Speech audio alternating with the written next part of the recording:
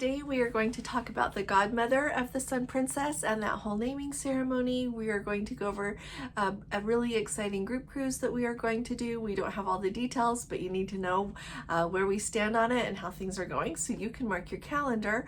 Also, lots of other news. Norwegian is expanding a lot. I've got some things to tell you about sailing here on the Discovery Princess.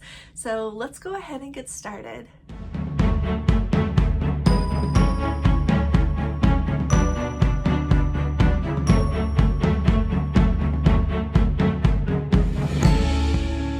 Hi there, this is Allison with Let's Go Travel Tips, and today is Tuesday. It is April 9th of 2024, and let's start at the very top talking about the group cruise. So in those of you that are new around here, this sailing of the Discovery Princess is very much influenced by the total solar eclipse that happened yesterday on April 8th.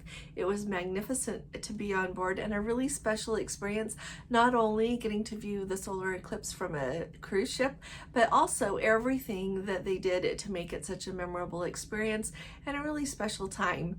So, Princess has already announced that it will be the Sky Princess that will be the ship that will be sailing in Spain, is where they have said in what they've announced thus far, for the solar eclipse that will be occurring in 2026. It's going to be in August. August 12th actually is that date, and the cruises for Europe 2026 have not been released by Princess yet. So I was going to wait to tell you about this, but I've already seen people talking about it today on Facebook and in other places, so I want to let you know that if you missed the magic of coming with the Let's Go family, Gordon and I and all of our magnificent Let's Go family members that book their cruise with me to be part of our group, you're going to want to mark your calendar and come with us next time. We have a lot of activities together, we have dinner together, and we watch the eclipse. We have had such a grand time together, and the thing that really makes it special is being together. And it's not just Gordon and I that make it special, it is the wonderful combination of all of you together. We look forward to dinner every evening, we look forward to getting together otherwise. This has been a marvelous time. We've done some excursions together, we have get-togethers where we just visit, we have done dancing together. It's been really fun. Like tonight up on the pool deck, they're going to have an 80s dance night, and they're going to start off with a line dancing class, I guess, to remind us all what the dances were in the 80s, and then they're going to have the dance party. So we're just going to have an awful lot of fun. So like I said, mark your calendars, and as soon as Princess releases these, you'll get more information from me, but go ahead and plan on it, all right? Now, the next thing that is really big news is Princess has announced who the godmother is going to be for the brand new Sun Princess. Princess has announced that on April 23rd in Barcelona, they are going to have what they're calling a star-studded naming ceremony, and the godmother of the Sun Princess is going to be Hannah Waddingham is her name. She's a British actress. She is most well known for her role as Rebecca Welton in Apple TV Plus's show called Ted Lasso. The next thing it says that she is going to be seen in is a film called The Fall Guy, playing opposite Ryan Gosling and Emily Blunt, and that's set to debut on May 5th of 2024 in theaters. And so I am really excited that they've announced who this is and they've got the event planned. If any of you are invited to go on the Sun Princess for that naming event, let me know. We would love to hear about from you. I don't know what you have to do in order to be invited to something like that. I don't know if you have to, as a travel agent, if you have to sell so much as far as Princess Cruises go, or what that is. So let us know if any of you happen to know. That would be really fun. Look forward to hearing from you all about that and what you think. And what do you think of who they chose as the godmother? It's not here nor there to me who they choose, and so it's exciting news though that ship is moving forward. And I am going to talk to you though in the coming days, probably not until we get home because I'm trying to cover everything on the Discovery Princess here so much right now, but I need to talk to you about what you need to do and if you go to Hania, Crete, or anywhere on Crete, because I am hearing that more and more of the calls at the port in Santorini on the Discovery Princess are being canceled moving forward. And so it'll be interesting to see how many of you actually get to go to Santorini. But you need to know what to do, because it seems like it is most often replaced by the port there in Hania, Crete. And I have something to say about that, and it's actually valuable. So watch for that for me in the next few days. Now, here, as we've been on the Discovery Princess, I am keeping you up to date on the news stories that I think matter the most to all of us. And then I'm going to talk to you about the Discovery Princess a little bit more. So it is really big news, huge news to me when you consider the whole financial situation of Norwegian Cruise Line and where they have been since the pandemic, the financing that they have had to secure to be able to stay afloat. They have announced that over the next several years, totally like Norwegian Cruise Line, and that's including Norwegian and Oceania and Regent Seven Seas, they are going to come into possession of 8 ships. So 4 of them are going to be Norwegian ships, 2 of them Oceania, and 2 of them Regent Cruise Line. So let me go ahead and tell you here the timeline for those ships. So first of all, Oceania, we heard some time ago that they were having to move back a little bit the debut of their first Allura class ship. So she is going to debut a little bit later here in 2025 next year. But then they are also going to get 2 more ships. So this 8 is in addition to that ship that Oceania was already getting. So in 2027 and 2029 is when Oceania will be getting their 2 additional ships.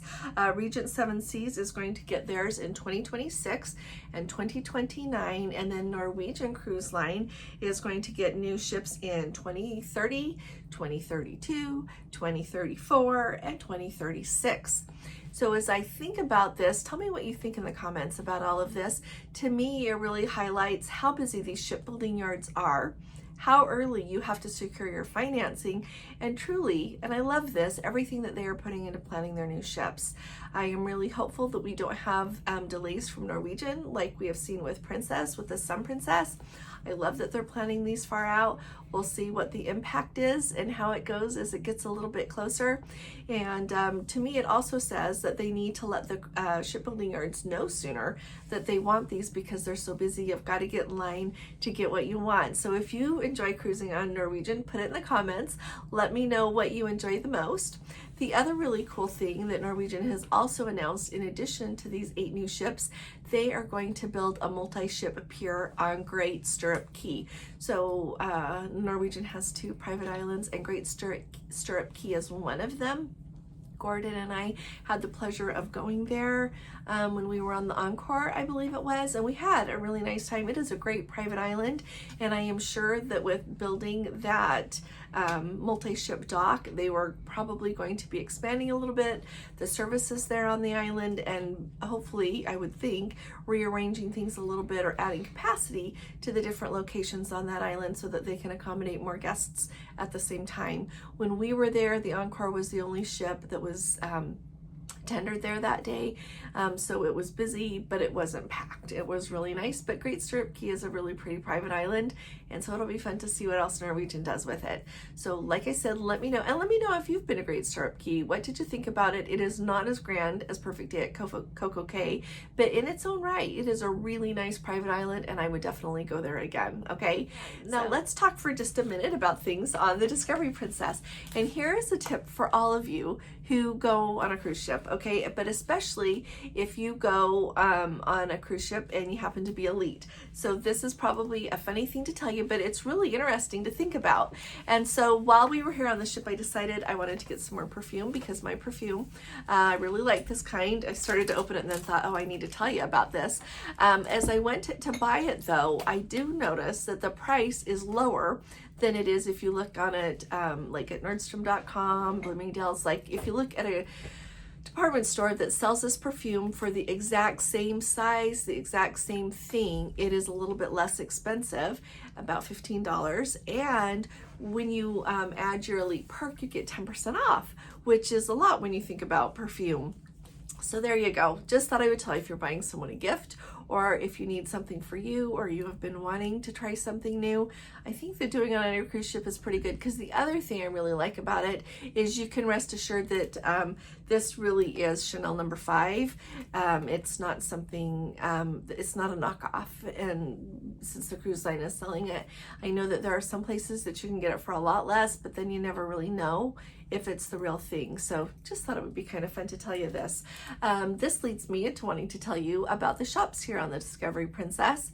So the shops here on the Discovery Princess, first of all, are really different than the shops are on the Sun Princess, from the standpoint that they don't have as many shops, and the shops that they would have, like your princess apparel, princess bags, princess hats, princess anything, doesn't really have hardly anything at all. It's very, very limited in the selection and very, very limited in the sizing that they have of what it is that they have.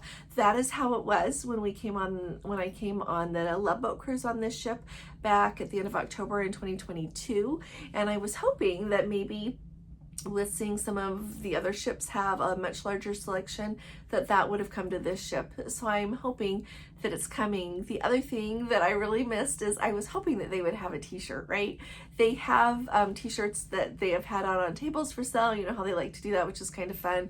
Some of the destination t-shirts, they have had that like 2 for $30 going on out in the hall there of the Princess Shops area, but they did not have one for the Eclipse, and so which is, it's okay. I'm really excited. Hopefully they'll have some Love Boat merchandise on the Enchanted Princess when we get to go on her on our group cruise. And if any of you would like to come with us on the Enchanted Princess on the Love Boat cruise, let me know sooner than later.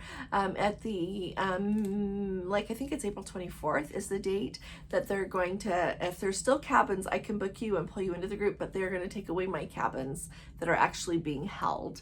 And so if you want to come with us, it's going to be so much fun, and you're not going to want to miss it. But at any rate, thought I would just kind of tell you what merchandising looks like here on the Discovery Princess. They have a cosmetic store. Clearly I got perfume, and they've also got, you know, like the watches and the jewelry, all of that kind of stuff. But yeah, just thought I'd bring you up to date on that. I'm going to talk to you about Rudi's now. Not last night, but the night before, we ate at Rudi's for dinner. Our reservation was at 8:10 p.m. because that's what was available when I booked it. And overall, we had a really wonderful time. If you are new to Rudi's, the Catch by Rudi's came available on Princess Cruises really back at the beginning of the Alaska season last year is when we very first saw it starting to pop up. It happened as ships go in for a little bit of a dry dock. It doesn't have to be a substantial dry dock because the venues are already there, but they do turn it into the Catch by Rudi. If you're not familiar, Rudi Soderman is the executive chef at Princess over everything, and he is the one that developed that menu. When you go there, there is a cover charge of $39 a person, and on the menu there are also other items that if you want to order those, there's an additional charge for them. But you go there and are seated, and let me tell you, if you're familiar with the Discovery Princess, the Catch by Rudi is located in the area of the ship that used to be where the Bistro sur la Mer was located. And so think of that, which there's good and there's bad to it, right? It's right off the piazza. The Catch by Rudi is located on deck 7. So you've got the base level of the piazza there, 5, then deck 6, and then 7, and it comes right up to the edge. You know how they have the area with the railing that you can look over? It is located right there. It's really pretty. It's decorated very nicely. It's a beautiful venue. I know that sometimes that's a wedding venue. I think that would be a beautiful location. The only thing I would think about a wedding there is that you really can't close it off. And so if there was noise from people being in the piazza or other things going on, that wouldn't be my first choice, but I do know that it's used for weddings sometimes. So we were seated there. During the time that we were there, sometimes there was music going on in the piazza, sometimes there wasn't. It actually changed from being like mariachi kind of music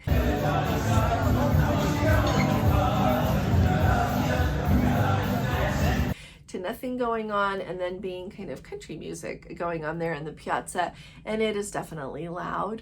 It is, I was clearly there, it was just Gordon and I, and if you really wanted, you had to talk a little bit louder if you wanted to hear each other. And so that part to me is not great, the location, but I don't know where else they're going to put it on this ship. And so we had a wonderful waitress. Her name is Isabel. She's a wonderful crew member here. And when you get your menu, on the one side, it talks about kind of the history of the restaurant, like what he was developing with it. But then you can choose like your appetizer, and I chose the lump crab cake because I really like crab, and it was excellent. It actually was all crab. It was really good. It's not one of those crab cakes that you get and you think there's no crab in here. It was excellent. There was a lot of crab in there. And Gordon's was this tower, and they brought it like these 3 round bowls that were clear with 3 levels, and so it had tuna, salmon, and what? Crab. That's what his had, and he said it was really good. He enjoyed it. And then for the main course, the triple S is what Gordon ordered, and it had shrimp and scallops and salmon. And he said it was very good. It was very fresh. He thoroughly enjoyed it. I had a really hard time trying to decide if I wanted to get, they have a surf and turf where you get the filet and a lobster tail, or there's an additional $30 charge if you just want a larger lobster tail. And I love lobster. Where we live, we don't get fresh seafood at all. If you want to go somewhere, it is way more than the cover charge plus the additional charge. It's $30 extra if you want to order the lobster tail, which is still really inexpensive for where I live, to be able to have lobster. So that's what I chose, and it was superb. It was absolutely delicious. It was outstanding. I couldn't even eat it all, so Gordon helped me with it a little bit, but it was so good. And then for the dessert, I got it's like a Mozart berry thing, which is a souffle, which was, I thought it was really delicious. It was really good. The souffle part is really big, and then there's berries in the bottom, so really enjoyed that. And Gordon got the plate that has a lot of chocolate, different kind of chocolates on it, and he thoroughly enjoyed that. As you leave, they give you some, well, we were leaving because we were so full, but we also had, they also sent us with some chocolates and little meringue goodies, and so you can eat those there if you want to, but we were too full, so she was nice and put them on a plate and sent them with us. So it is really a lovely dining experience. They checked in on us several times to make sure that everything was tasting good, to ask if we needed anything else. It was really sweet. When I got there, they gave me a Diet Coke, and both there was, so as we had our main crew waitress, Isabella, and then we had an assistant waiter there, and she noticed that my Diet Coke ran out, and so she went and got another one for me, and then 2 seconds later there came along Isabel with one as well. So they couldn't take good enough care of you. They were just really kind, really took good care of us. Now, a couple of things stood out to me as we were eating there. I noticed that there were other people eating, and they were ordering a variety of dinners than what we ordered. Like, it's kind of fun to see what everyone chooses, and it seemed like everyone was really pleased with what they ordered. I was kind of paying attention to see if anyone had a complaint for their waiter, and just kind of what they were saying to each other about it, and it seemed like everyone was really enjoying their dinner there. So what I think about a Catch by Rudi's is I think it is worth giving it a try. Like I said, you've got that cover charge, it's $39, so for 2 people it's $78, and I think you would be really hard pressed to go somewhere and have a dinner like that for $78. It was really good. The other thing that I think is really important to think about is whether or not you like seafood. If you're someone that thoroughly does not like seafood, I don't know that that's the restaurant for you. But if whoever you're traveling with really enjoys seafood and maybe you don't, or vice versa, you can go there and just get the like the filet mignon and have just that for your dinner. I am sure that they would either give you 2 of them. A Let's Go family member in our group mentioned that they went and she wanted the surf and turf, but she didn't want the turf part, and they gave her 2 lobster tails, which I should have asked about when I went, but I was really pleased with the lovely one they brought me. And so when you go there, just kind of ask if you're someone that doesn't enjoy seafood, but you're with people who enjoy seafood, and I am sure that they will take really good care of you. They had different salads, they had different things for appetizers, so there is a lot of, there are options there for people who don't necessarily enjoy seafood.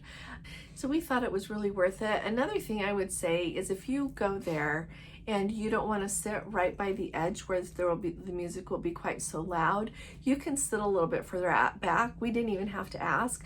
Now, mind you, we were there at 8:10, and so there were quite a few people dining at that time, but it wasn't completely full.